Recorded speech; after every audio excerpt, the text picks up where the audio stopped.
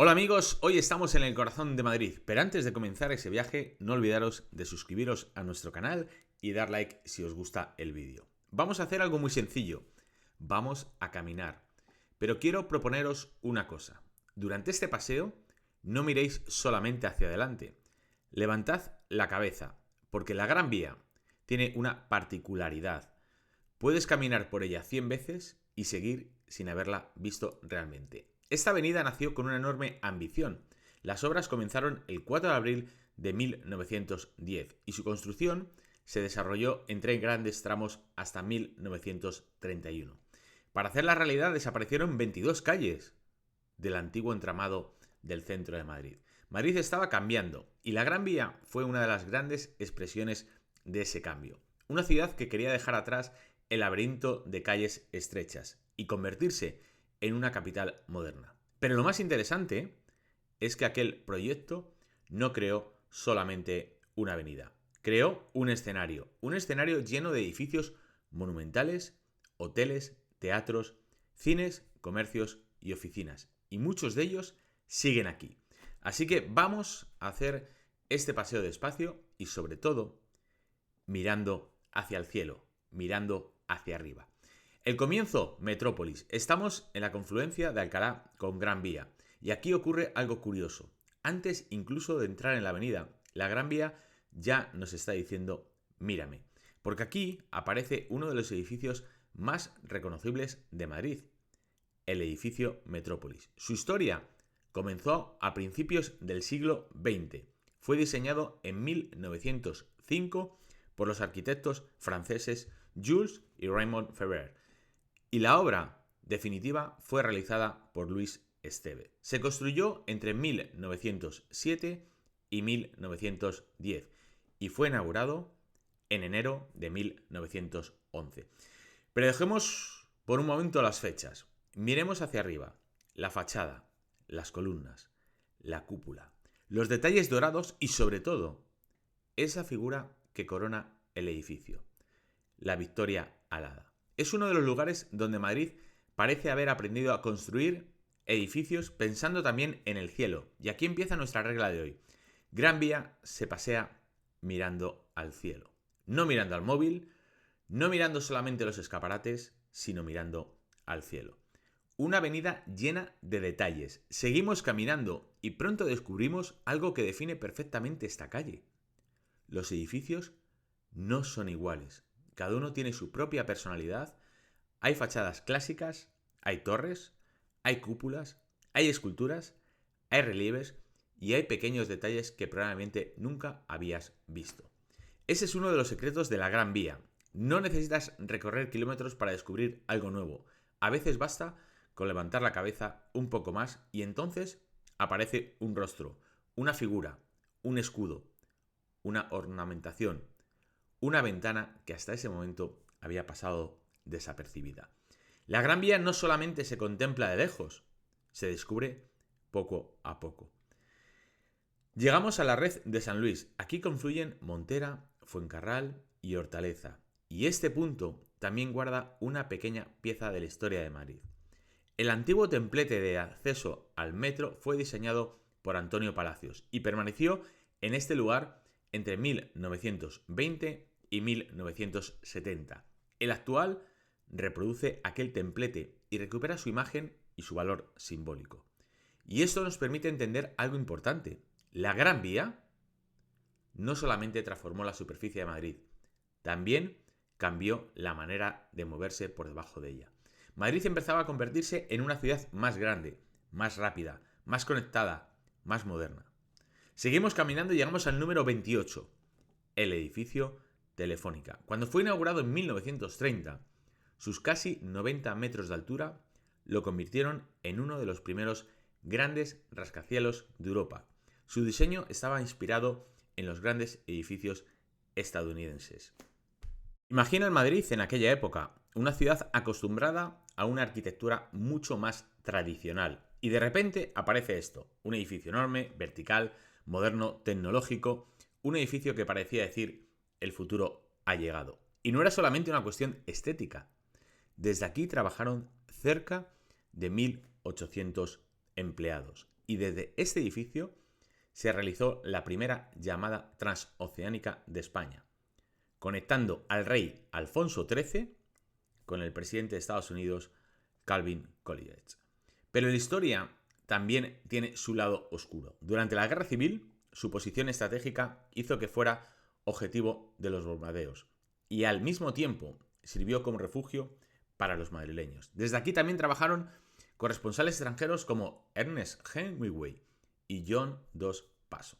Así que cuando miréis este edificio, no veáis solamente un rascacielos, mirad buena parte de la historia del siglo XX. Y ahora, antes de seguir caminando, quiero que os detengáis unos segundos, porque acabamos de pasar por uno de los edificios más importantes de la Gran Vía. Y a pocos metros encontramos una de esas historias que miles de personas pasan por alto cada día. Levantad la cabeza, mirar hacia el número 31, en lo alto del edificio aparece una espectacular figura dorada. Es Diana Cazadora, la diosa romana de la caza, que corona el edificio desde 2017. Tiene 5 metros de altura, pesa unos 900 kilos y aparece acompañada por 5 perros. Pero lo interesante no es solamente la escultura. Ahora mirad hacia donde apunta. Diana tiene el arco preparado y sus flechas apuntan directamente hacia el edificio que está justo enfrente. El número 32. Y allí arriba encontramos otra figura, el ave fénix. Una imagen que sustituyó a los antiguos torreones del edificio Madrid-París y que quedó instalada cuando el inmueble fue adquirido por la compañía de seguros La Unión y el Fénix. Y ahora viene la parte verdaderamente curiosa. Bajad la mirada porque en el pavimento de la Gran Vía hay unas flechas.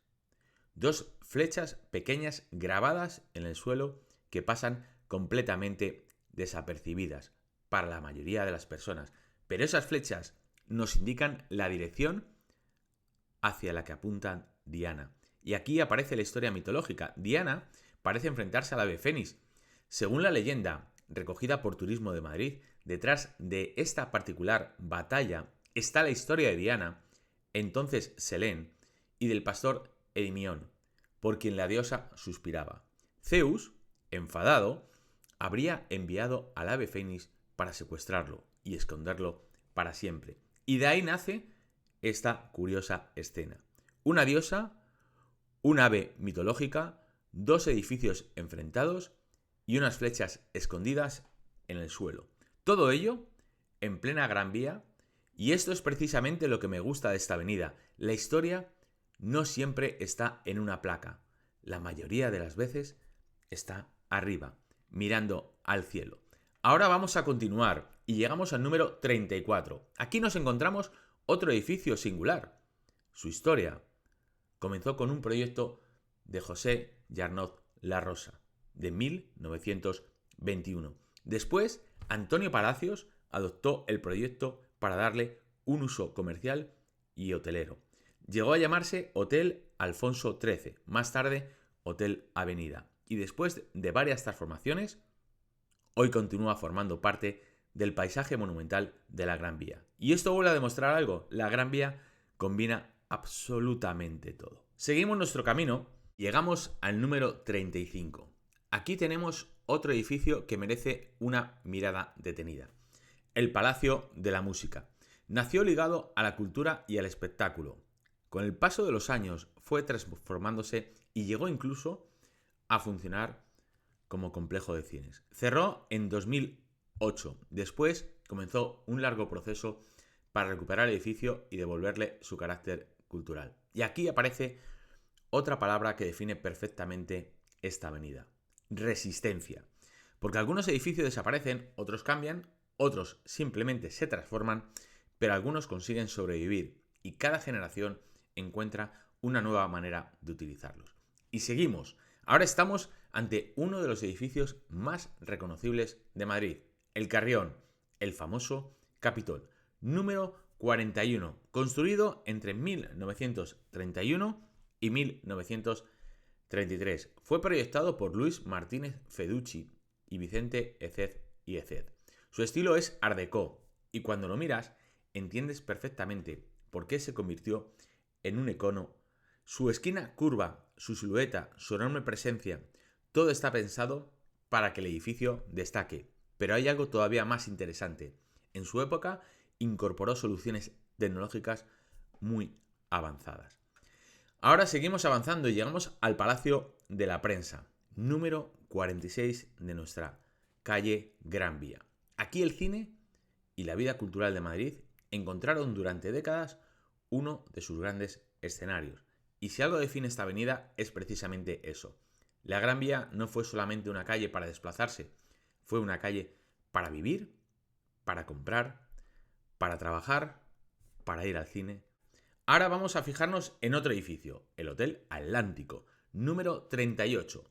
Es un edificio de principios del siglo XX, obra de Joaquín Saldaña y López, de estilo ecléctico y con una marcada influencia francesa. Su torre con cúpula es uno de sus elementos más reconocibles. Y aquí quiero que hagáis algo. No miréis solamente la torre, mirad la fachada completa, las columnas, las pilastras. Hemos recorrido buena parte de la Gran Vía y ahora quiero que hagáis algo. Muy sencillo, daos la vuelta, mirad hacia atrás, porque una de las cosas más bonitas de esta avenida es que cambia completamente dependiendo de dónde estés.